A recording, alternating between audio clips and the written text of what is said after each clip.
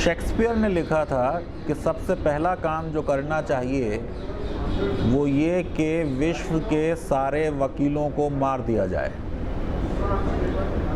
मैंने इस पे लिखा था एक आर्टिकल कि ये शेक्सपियर का जो सुझाव है अच्छा हो सकता है, लेकिन इस सुझाव को इम्प्लीमेंट करना ठीक नहीं है, इसलिए क्योंकि वकीलों का कोई सब्स्टिट्यूट हमारे पास नहीं है।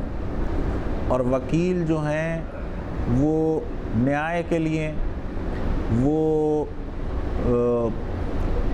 शोषण के विरुद्ध और लोगों के मौलिक अधिकारों के लिए लड़ते हैं। हमारे देश के जो स्वतंत्रता संग्राम था, नेशनल मूवमेंट और फ्रीडम स्ट्रगल, उसके भी जितने बड़े नेता थे वो सब वकील थे। और आज भी अगर आप देखेंगे तो संसद में जो संसद सदस्य हैं उनका तकरीबन 1/3 से ज़्यादा हिस्सा वो है जिन्होंने वकालत की पढ़ाई की है। तो पूरे विश्व में आज भी कोई एक प्रोफेशनल जो सबसे ज़्यादा पैसा कमाता है वो वकील होता है।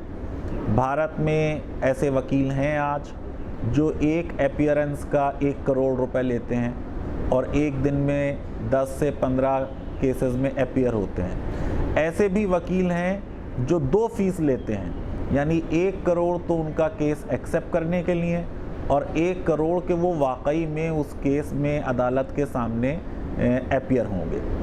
लेकिन पिछले एक 60-70 के दशक के बाद लॉ की बहुत सी छोटे छोटे कॉलेजेस खुल गए, लॉ को पार्ट टाइम पढ़ाया जाने लगा, लॉ को शाम में पढ़ाया जाने लगा और ऐसा लॉ का प्रेस्टीज कम हुआ और इंजीनियरिंग का और मेडिकल का और MBA का बढ़ा कि उसमें जिसका कहीं दाखला नहीं होता था वो बच्चा लॉ करने लगा।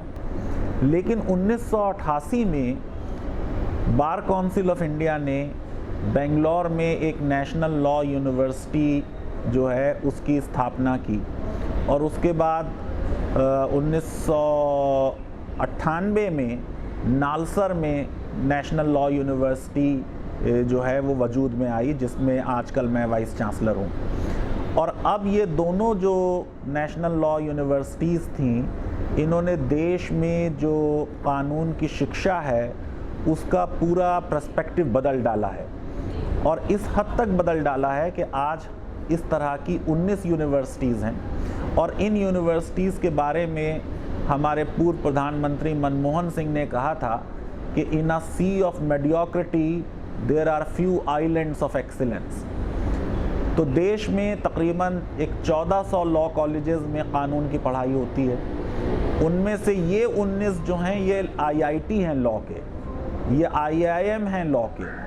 तो जब 2008 और 9 में IITs में प्लेसमेंट नहीं हो रहा था तो इन नेशनल लॉ यूनिवर्सिटीज़ के प्लेसमेंट में कोई प्रॉब्लम नहीं आई, इसलिए क्योंकि जब बिज़नेस ख़त्म हो रहा है और कंपनी वाइंड अप हो रही है तब भी वकीलों की ज़रूरत पड़ती है।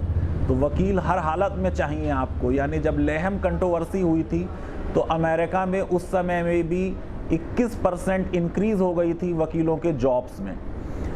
अब लॉ की शिक्षा को इंजीनियरिंग और मेडिकल की शिक्षा के बराबर का दर्जा देने के लिए और इस तरह की शिक्षा में गैर ज़रूरी लोग, नॉन सीरियस लोग ना आएँ, इसके लिए ये सोचा गया कि कैच देम यंग। इसलिए जैसे इंजीनियरिंग के बाद 12वीं के बाद इंजीनियरिंग का इम्तहान होता है और मेडिसिन का इम्तहान होता है, ऐसे ही अब लॉ का भी ज़्यादातर इम्तहान जो है वो 12वीं के बाद होता है। और ये जो नेशनल लॉ यूनिवर्सिटीज़ हैं ये एक टेस्ट करते हैं जिसको कॉमन लॉ टेस्ट कहा जाता है, क्लैट। हर साल हमारी यूनिवर्सिटी में से कोई एक यूनिवर्सिटी इस टेस्ट को करती है। इस टेस्ट में हज़ारों की तादाद में लोग बैठेंगे, जिनमें से हम लोग सिर्फ कोई 1,500 लोगों को ही ले पाएंगे या एक 1700-1800 लोगों को ले पाएंगे। लेकिन जो देश के बाकी 1400 लॉ कॉलेजेस हैं तो हर राज्य में अलग अलग टेस्ट होते हैं, हर यूनिवर्सिटी अपने टेस्ट करती है। तो दिल्ली यूनिवर्सिटी अकेली ऐसी यूनिवर्सिटी है इस वक्त जो 3 साल का LLB चलाती है, बाकी ज़्यादातर जगह 5 साल का LLB है। और ये कोर्स 5 साल का जब ख़त्म होता है तो छात्रों को 2 तरह की डिग्री मिलती है, एक BA की डिग्री मिलती है, एक LLB की मिलती है। कुछ जगह पे BBA को लॉ से मिलाया गया है तो एक BBA की मिलती है, एक लॉ की मिलती है। जब मैं किट लॉ स्कूल का डायरेक्टर था तो मैंने एक BSc LLB का कोर्स शुरू किया था जिसमें एक डिग्री BSc बायोटेक्नोलॉजी की मिलती है और एक लॉ की मिलती है। ये जितने 5 साल वाले लॉ के कोर्स हैं ये स्टेट ऑफ आर्ट कोर्स हैं और इनमें से ज़्यादातर जो लोगों का प्लेसमेंट होता है वो कॉरपोरेट लॉ फर्म्स में होता है। जैसे मैं जिस यूनिवर्सिटी का कुलपति हूँ, national law university NALSAR Hyderabad का, तो हमारे सारे बच्चों के प्लेसमेंट चौथे ही साल में हो जाते हैं। और कुछ प्राइवेट अच्छे लॉ कॉलेजेस भी बन गए हैं, सिम्बॉयसिस है, किट लॉ स्कूल है, जिंदल है, वहाँ पे भी अच्छे प्लेसमेंट्स होते हैं। और ये टेस्ट जो है इसमें legal reasoning, basic mathematics, logical and analytical reasoning और जनरल नॉलेज पे प्रश्न पूछे जाते हैं। लॉ जो भी आदमी करता है वो कॉरपोरेट लॉ फर्म में जाके एक प्लेसमेंट ले सकता है।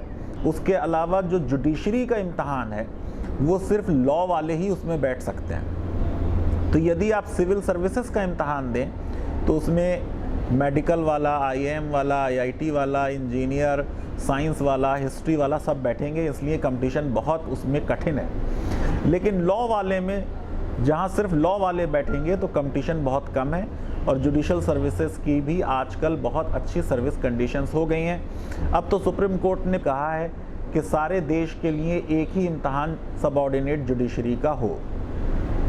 उसके अलावा फिर higher judicial services different high courts करती हैं जिससे आप डायरेक्टली एडिशनल डिस्ट्रिक्ट जज बन जाते हैं और आपका हाई कोर्ट जज बनना यकीनी होता है।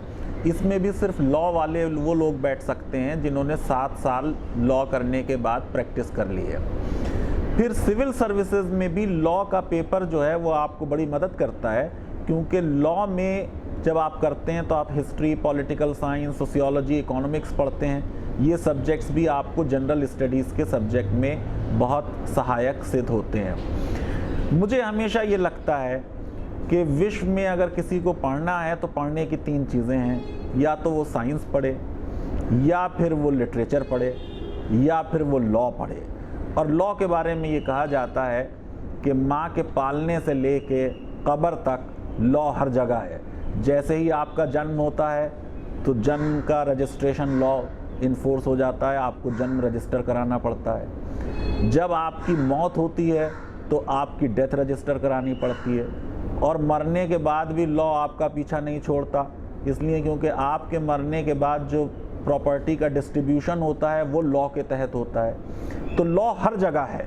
अब उस लॉ को करने के लिए आपको क्या क्या चीज़ें चाहिए? एक तो आपकी ज़बान बहुत अच्छी होनी चाहिए, भाषा पे आपको अबूर होना चाहिए। और हमारे यहाँ लॉ जो है वो अंग्रेज़ी ज़बान में ज़्यादा होता है, हमारे लॉ सब अंग्रेज़ी में हैं। हमारे यहाँ ज़्यादातर हाई कोर्ट और सुप्रीम कोर्ट में अंग्रेज़ी में प्रैक्टिस होती है।